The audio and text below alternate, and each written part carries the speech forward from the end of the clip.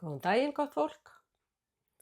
Hér er ég mætt með skálina mína. Ég er eftir að taka hann úr kassanum. Fallegur þessi kassi, með hjarta og öllu. Ég elska hjörtu. Ok, en ég er vön að gefa tóninn, eða skálin er vön að gefa tóninn, réttar sagt, ekki ég. Ég bara slæ í hana. Svona til að setjast í núið. Hér og nú erum við mætt.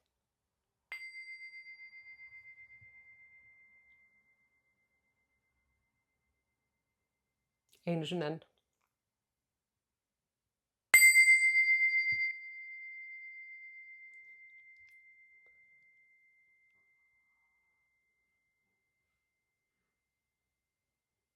Það var hann farinn, tónninn. Og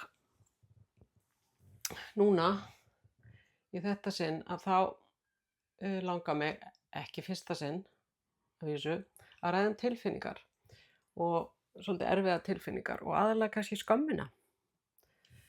Skömmina sem að við flest þekkjum, því miður, en sjá kannski aðra hlið á henni. Þannig að mögulega getum við séð einhverja góða hlið á skömm. Hvernig líður okkur þegar við finnum skömm?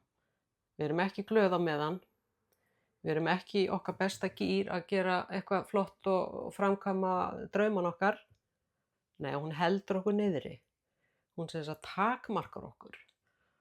Heldur okkur niðri og gerur okkur leið og okkur finnst við ekki nógu góð. Það er tungumál skammarinnar.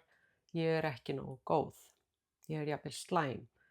Og það kemur sem afleiðing af einhverju áfalli eða einhverju verið að skamma okkur og segja okkur við værum slæm. Þannig að við fyrir að trúa því meðan við erum ung börn.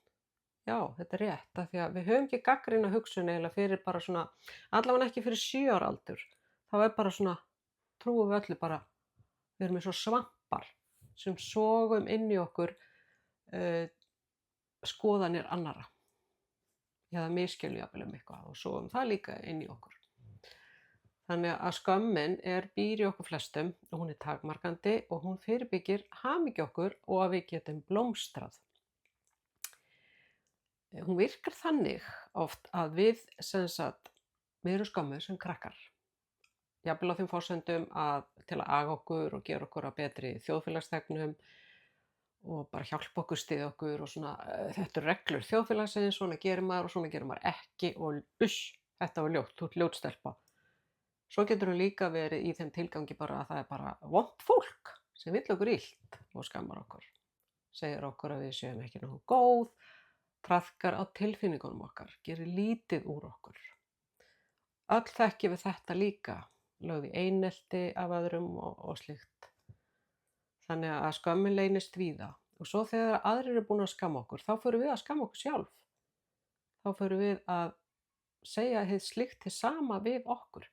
Ég er ekki nógu góð, ég er slæm, ég er bara misheppnuð. Enginn getur elskað mig í alvörunni. Ég þarf að vera eitthvað feik svo fólki líki vel við mig. Þannig að við skömmum sjálf okkur og svo förum við að skamma aðra. Af því að þannig léttum við svolítið á okkar eigin skömm að ef að aðrir væri nú jafnvel verri en við, þá erum við nú ekkert svo slæm. Þannig að upphefja sjálf þess að kostna annarra. Við skömmumst út í maka okkar, fjölskyldu, vini, pólitíkina, það er auðveldast, það er mjög örugglega að skammast út í þá og heilbrigðiskerfið og ýmislegt, ég kannast þetta alveg hjá sjálfum mér, Þannig að skömmin er eiginlega eins og faraldur í þjóðfélaginu okkar. Bara faraldur sem að sýkir og veikir og er aldrei til góðs. Aldrei. Því að skömmin er ekki það sama og sektarkennd. Sektarkenndin gerir okkur meðvituð að við höfum gert eitthvað rangt og við getum beðist afsökunar á því. Og innilega fyrirgefningar jafnvel. Þannig að gera eitthvað rangt þýðir ekki það að ég sé slæm. En skömmin segir mér að því ég gerði eitthvað rangt þá er ég slæm. En það sem ég langar að beina svona athyglina í dag er það að þetta gerist sem ákveðið og mikilvægt varnarviðbragð í taugakerfinu okkar, af því að tilfinningakerfið okkar er bara þrælgáfað. Það veit alveg hvað þarf til að halda lífi. Og við veljum okkur tilfinningar sem passa í hvers skipti svo að við komumst af. Hreinlega í erfiðum aðstæðum sem börn, þar sem við höfum ekki kannski marga möguleika, að við komumst af. Þannig að reiði, hún getur verið hjálpleg í ákveðnum aðstæðum sem krakki, en hún getur líka verið mér hættuleg. Ég geti verið lamin af öðrum ef ég var reið sem krakki, þá er hún hættuleg og þá læri ég að byrgja hana niðri. Eða hún geti verið bjargvættur minn og þá þorir enginn í mig og þá tem ég mér hana og nota hana áfram út lífið og er alltaf reið kannski. Þannig að það eru ýmsar ástæður.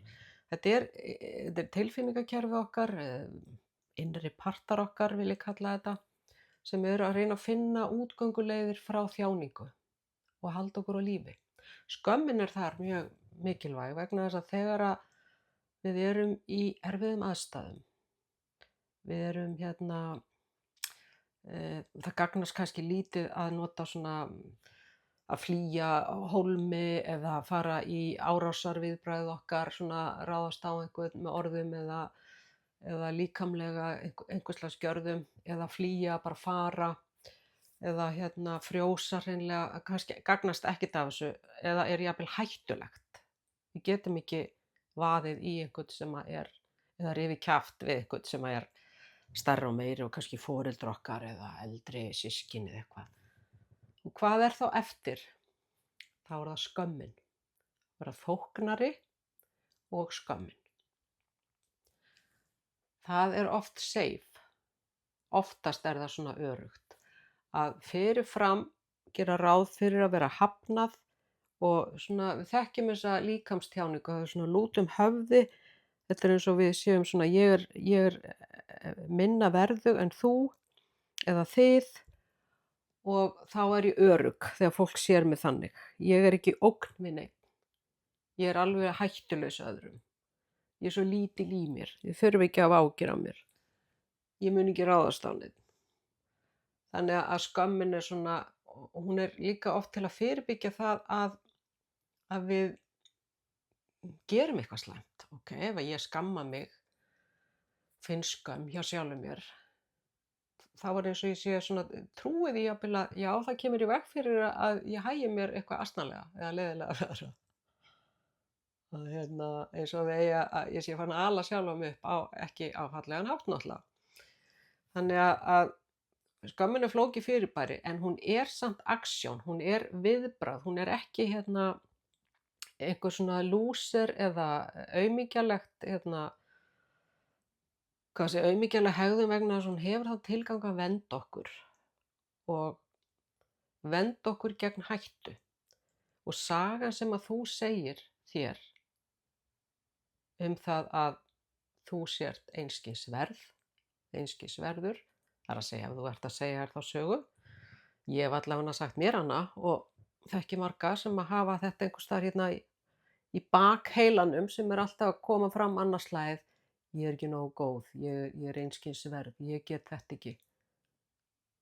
Að þessi saga, hún gæti hafa bjargað lífið þínu þegar þú varst unga árum eða einhvern tímann í erfiðum aðstæðum, erfiðum samböndum, erfiðum aðstæðum, einhvers staðar. Þannig að þessi saga, hún er þakkarverð. Hvað það er að meta hana? Og þegar við heyrum þessa rödd í okkur sem að segir ég er ekki nógu góð, að hætta að skamma okkur fyrir þessa rödd, heldur að segja takk. Þú ert örugg, ég er örugg, ég veit þú ert að reyna að hjálpa mér.